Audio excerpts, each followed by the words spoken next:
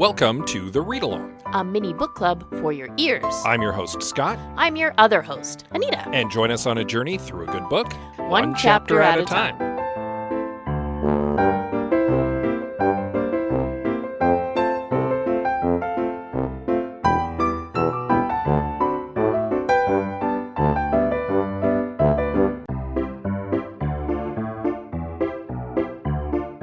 Do you like talking about movies?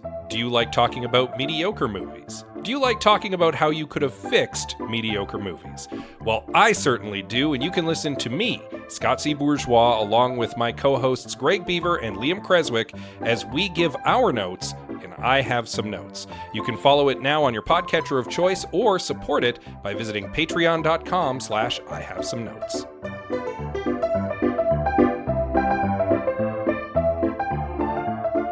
Busy couple weeks with all the holiday activities. Christmas is very busy and very stressful. Nita's hit the I'm stressed out because it seems like there's so much to do. That's because there's so much to do. It's not that bad, and we still have a lot of time to do it in. Yeah, but I'm not done shopping. I have wrapped 0 things. We only just now put away the boxes from when we decorated, and I'm not sure we're done, even. It's a lot. And we're also now running into, like, all of the parties and get-togethers and concerts, such, etc. that happen this time of year. We just had a whole bunch of stuff from my work. We had something from Nita's work. We've got some other stuff coming up from volunteer groups that we're part of. It's fun. I like it. I know you do. I find it stressful. I like having a busy holidays. I like seeing as many people as you can. I like all of the festivities. I like going to all the things. Nita does too. And I want to clarify, yeah. She doth protest too much. I enjoy the visiting and the socializing and the Christmas cheer. I love all of that. It's just the fact that it's so packed in. I feel like I don't get a lot of downtime to recover. Which is interesting because you're very extroverted. I know, but it's also like exhausting. Fair. It's a lot. It's a lot. But not so much, of course, that we can't find the time to read a chapter of a book. Yeah. Just as you yourself should be able to read a chapter of a book in a week.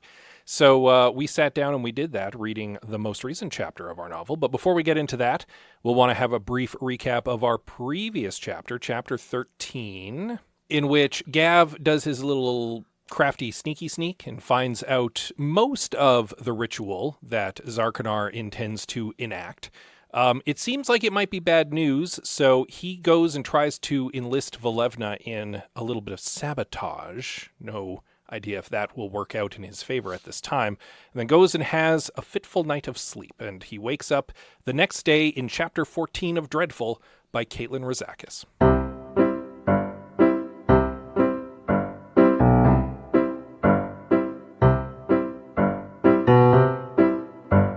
So Gav wakes up the next day after having had a little bit of sleep, much to his own surprise. Yeah, he's still not in great shape. Heads down to the little B&B Continental breakfast that Orla put together.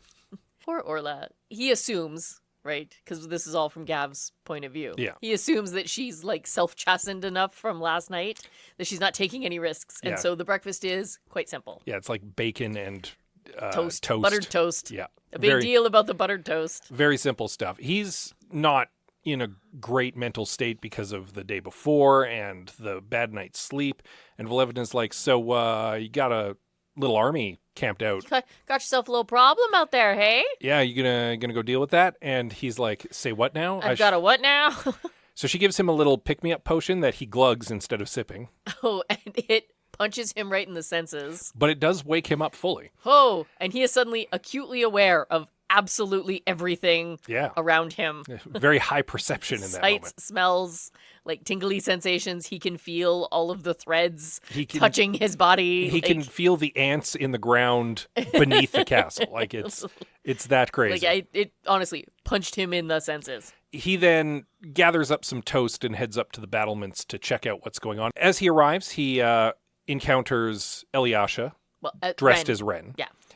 Who's also out there taking a look. And indeed, in the morning light, he can see that there are multiple little armies of heroes. There's little camps off on the horizon that have set up shop outside of the town's environs, and they're now in the process of arguing over who should get to go and fight the wizard. That was my favorite part, was he could watch them like get together and have like arm-waving arguments about who's going to fight who. His best bet is that they all showed up in the night, intending to maybe get a sneak attack in the morning, and then realized there were other encampments there. So it's hard to be sneaky. Yeah, and so now there's a bit of an impediment. Also, they all seem to have noticed the dead dragon thing that Zaxxas left in the field. They just left there, yeah. And are perhaps a little worried that it might be somehow alive, even though it's very obviously decomposing. Yes. Well, I mean, zombie dragons could be a thing. And that is exactly what, to get a little ahead of ourselves, Zarkanar assumes that they think later on, is that it's somehow an undead dragon. But credit to Zaxxas, at least he cleans up after himself. The thing is decomposing rapidly. Yes?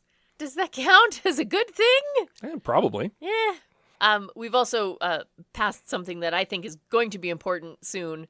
There is a very conspicuously blonde bard just outside the castle wall who's taking just a little too long to tune up. Yeah, I was going to circle back to that because it's also brought up that there's probably infiltrators still in the town, and sure enough, there are. Yeah. Very conspicuous because Gav notes the ones who are infiltrating are casting glances at the castle that are not too long and are like out of the corner of their eye, and they're trying to not be suspicious, whereas the tourists are just openly gawking. Yeah, the tourists are like, ooh, so castle. Ironically, the infiltrators look conspicuous. Yes, exactly. And of course the townspeople are nowhere near. They're like, no, we don't fuck with this. But we sure know enough, what's going on. Elyasha notices a bard who bears a striking resemblance to perhaps her in her guise. And so he's like, is that a cousin or a brother? What's going on? And she's like, She doesn't actually answer him. Yeah. Like officially, so we don't know. But this is also the point where Zarkanar hoves up behind them. Yeah. Which is probably why she's like, Yeah, and basically interjects into the conversation and is like, first of all, you must be the apprentice. Good morning. Good morning. Also, this seems to be a problem, should probably be dealt with. And Gav's like, ooh, like he'll just start hurling fireballs and lightning bolts into the town. Yeah. And he won't care for collateral damage, and this might be someone that Elyasha actually cares about. So Gav and Elyasha actually, they don't even try. They succeed in distracting his attention. Yes. And pointing him back out to where a bunch of wizards are trying to explode the zombie dragon. Okay. Now, there's a famous incident. You're talking about the whale. I know this. I was going to bring this up. Yeah, and I'm sure that many of our listeners are aware. If you're not, you should look this up. A beached whale once. Where was it? Somewhere down in the States. I want to say along the West Coast. Possibly. I don't remember the exact location, but there was a beached whale and they wanted to move it. Well, because you can't have a rotting whale carcass on your beach, right? That's not exactly clean and healthy for the town that's right there. Yeah, so they figured that the easiest and most expedient way to dispose of it in that moment, with the resources they had access to right then, was to explode it.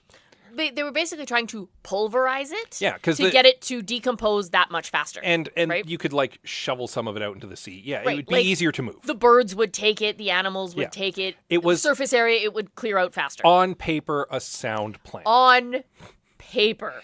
But when they actually exploded the whale carcass, they didn't have enough dynamite to actually pulverize it. Yeah. All they did was explode a bunch of large whale chunks around into every direction. Yes. So they made the mess worse. Yeah.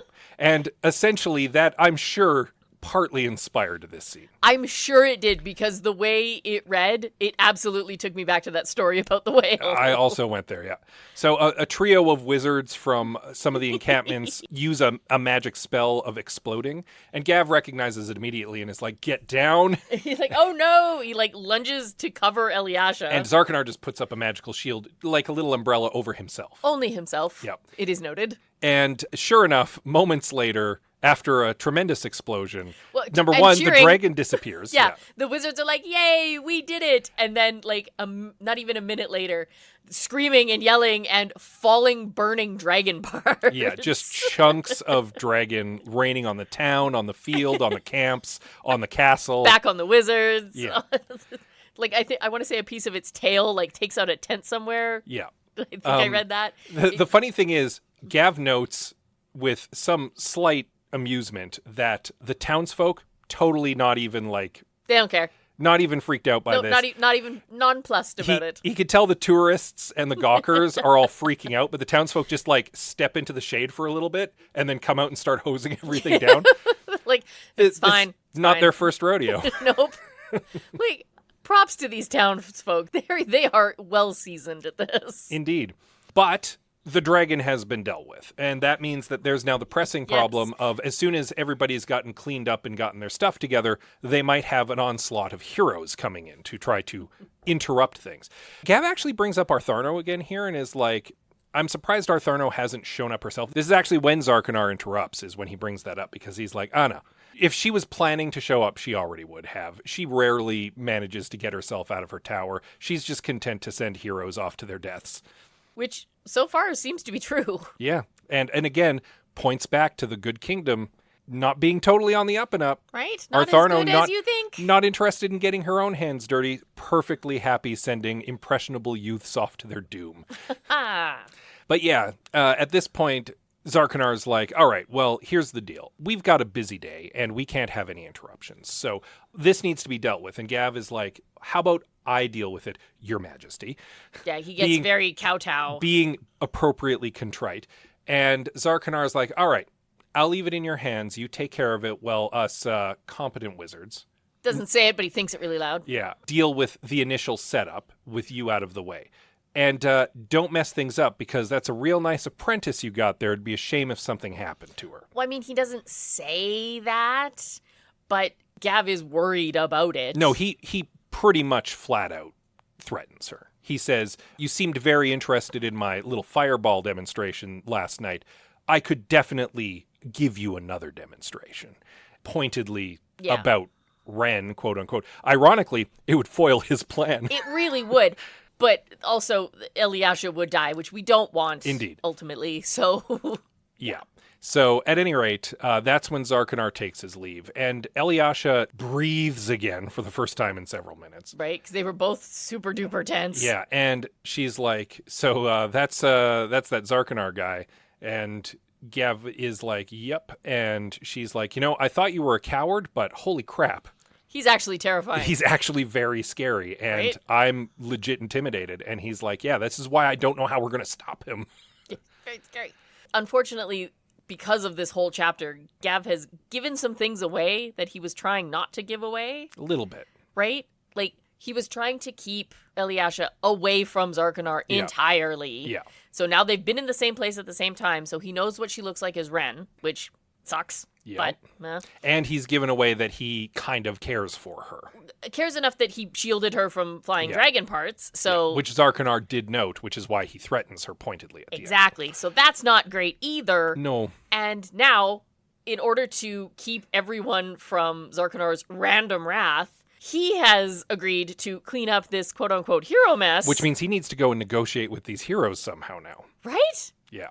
Yeah. Not great. Unfortunately, just keeps having to dig himself down to get out of stuff. But maybe things are finally starting to look up for old Gav, because at the end of the chapter, he thinks, maybe I have some unexpected allies. People who Gavrax wouldn't have considered assets, and who indeed may not have been willing to help Gavrax out, but might be willing to help me. Yeah. And that's kind of where we leave a little cliffhanger. Yeah. Yeah. I wonder if he's talking about Artharno. I mean, possibly. I actually think that he's considering the assets he's got in the castle. His goblins? His goblins, his seneschal. Yeah. Lord Chicken Pants. Lord Chicken Pants. He's got people in the castle who would be completely beneath notice, but who might be willing to give him a hand sorting this situation out. Yeah. He might be able to convince some of the townsfolk too, right? He's got the ear of the mayor. Yep. So, maybe. I mean, it's possible that he could, at the very least, keep things from escalating for as long as it takes for them to enact whatever plan they come up with to stop Zarkanar, right? Yeah. Maybe. Maybe. Fingers crossed. Yeah. He could really use a win at this point. Every time the hole's getting deep. He's stepped up to the line of having a win a couple times and just not quite crossed it. And it would be nice to see things turn around for him. I actually am rooting for Gav at this point. His wins have been small, and I think he deserves a win that is a little bit bigger. I mean, Bless him, he's trying. Hopefully by the end of this book, his big win is Zarkanar is defeated. That would probably be good, yeah. I mean, Zarkanar is full of hubris and arrogance. I'm pretty sure that his downfall is... I mean, Zarkanar set the seeds of his own downfall by taking Gavrax's memories. Yeah.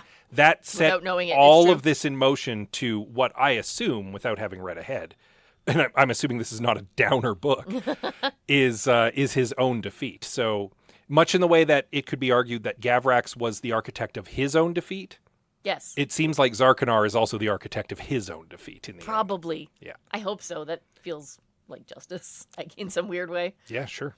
But I feel like that point is still a ways off, though we're very near the end of the book at this point. Yes, we're getting there. Quite close. We're getting there. You'll want to read up on chapter 15 in time for next week. In the meantime, of course, as always, you can give us a little rating and review on your podcatcher of choice. Because we appreciate those very much. Yeah, we very much appreciate you, and we'd like to share that appreciation if you reach out to us via social media. Absolutely. Pick your favorite.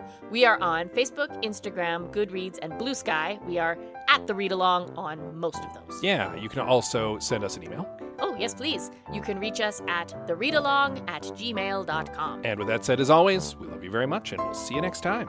I titled my notes, How Not to Explode a Dragon.